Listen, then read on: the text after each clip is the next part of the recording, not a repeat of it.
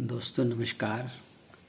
पिछले वीडियो में हम बात कर रहे थे थायराइड ग्रंथि के बारे में और इससे संबंधित होने वाले रोगों के बारे में। थायराइड अपने आप में कोई बीमारी नहीं है, लेकिन जब ये थायराइड ग्रंथि सही ढंग से काम नहीं करती तो इससे पैदा होने वाले T3 और T4 हार्मोन्स की मात्रा या तो ज़्यादा हो जाती है या कम हो जाती है, तो उससे रिलेटेड बीमारियां होने लगती हैं। अगर ये हार्मोन्स कम मात्रा में बने तो इसको कहते हैं हाइपोथायराइडिज्म, और जब ये हार्मोन्स ज़्यादा मात्रा में बनने लगते हैं तो इसको कहते हैं हाइपरथायराइडिज्म।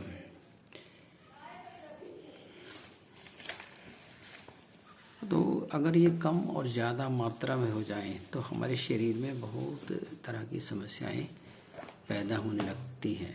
जैसे पिछली वीडियो में भी मैंने बताया था, बहुत सारी चीज़ें होती हैं साथ साथ। इसमें क्या होता है कि हमारा वज़न या तो कम होने लगता है या ज़्यादा होने लगता है, बाल गिरने शुरू हो जाते हैं, थकान और आलस सा महसूस होता है, हार्ट बीट या तो बढ़ जाती है या कम हो जाती है, स्किन भी खराब होने लगती है।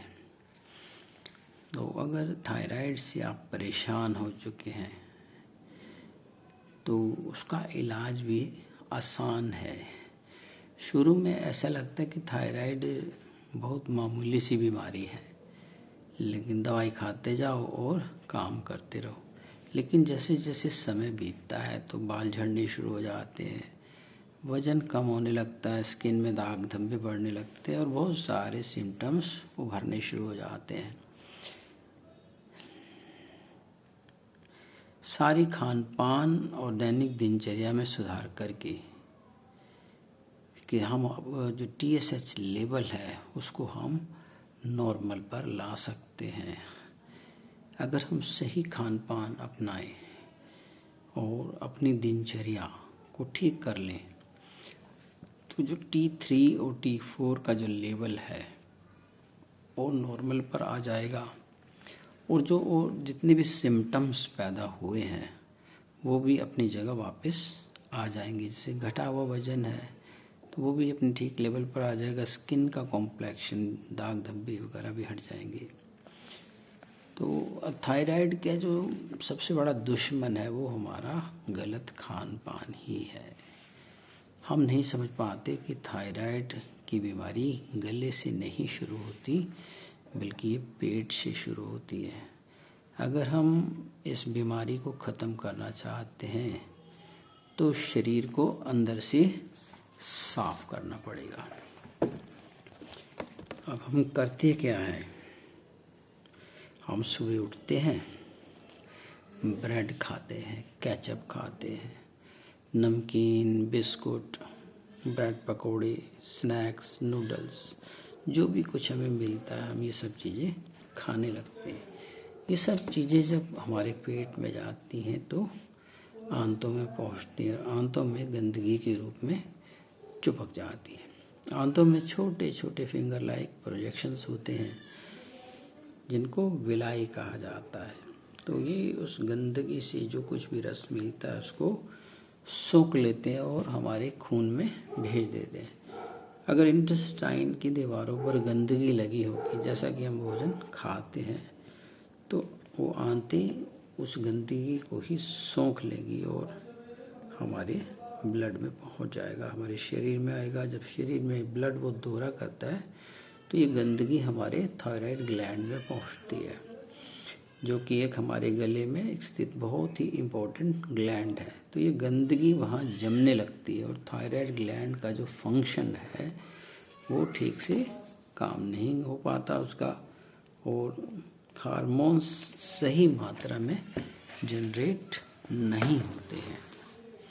और फिर हम डॉक्टर्स के पास जाते हैं, समस्याएं होती हैं तो डॉक्टर्स क्या कहता है, दवाई पकड़ा देता है और उनसे पूछो भाई डॉक्टर साहब दवाई कब तक लेनी पड़ेगी, तो कहते बेटे अभी तो शुरू ही करी है, इसको लेते रहो और ज़िंदगी है तब तक दवाई खानी पड़ेगी। थायराइड तो एक लाइफ लॉन्ग बीमारी है। वो हमें विश्वास ही नहीं होने देते हैं कि थायराइड ठीक भी हो सकता है यदि हम अपने शरीर को सही भोजन दें, लाइफ स्टाइल को सुधार लें। तो थायराइड तो क्या, वो बड़ी बड़ी बीमारियां भी दूर हो जाएंगी, उनसे हम निजात पा सकते हैं और मेडिसिन फ्री लाइफ हम जी सकते हैं। क्योंकि डॉक्टर्स को हम ब्लेम नहीं दे सकते, उनकी तो पढ़ाई इस हिसाब से होती है कि वो लक्षणों को दबाने के लिए दवाइयाँ बनती हैं और वो लक्षणों को कम करते हैं। जैसे जैसे हम दवाई लेते जाते हैं प्रॉब्लम्स बढ़ती चली जाती हैं, और दवाई क्योंकि जो है लक्षणों को कम करती, बीमारी को जड़ से ख़त्म नहीं करती। इसका एक ही एक इलाज है कि हम अपने खान पान को सुधार लें, जो हमारी दैनिक दिनचर्या है उसको हम सुधार लें। और दवाई भी एकदम बंद नहीं होती है, डॉक्टर्स की सलाह से जब हम अपना खान पान सुधार लेंगे, अपनी दिनचर्या सुधार लेंगे, और धीरे धीरे हम देखेंगे कि हमारा शरीर अपने आप अंदर से हील होना शुरू हो जाएगा। और जब हम डॉक्टर्स के पास जाएंगे, अपना ब्लड टेस्ट कराएंगे, तो हमारे जो रिजल्ट्स हैं वो नॉर्मल आने शुरू हो जाएंगे। तो डॉक्टर्स अपने आप ही कहेंगे कि भाई अब आप इस दवाई को कम करते जाइए, और एक दिन ऐसा आएगा कि हम मेडिसिन फ्री लाइफ की तरफ बढ़ जाएंगे। अब खान पान सुधारना, दैनिक दिनचर्या में हमें क्या करना है? हर बीमारी के लिए खाना अलग होता है, तो उसके लिए हमें एक वेलनेस कोच की मदद लेनी चाहिए और एक डाइटिशियन से सलाह लेकर अपना डाइट चार्ट बनवाना चाहिए।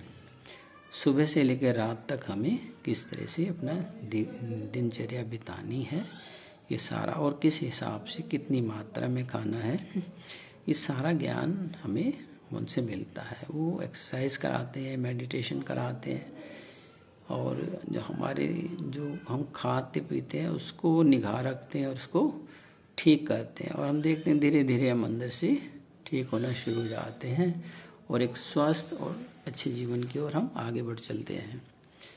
तो मेरा आज का टॉपिक इतना ही था। धन्यवाद। आने वाले नए वीडियोस में मैं नए नए टॉपिक्स पर आपसे बात करूंगा। आशा करता हूं आज का वीडियो आपको पसंद आया होगा। धन्यवाद।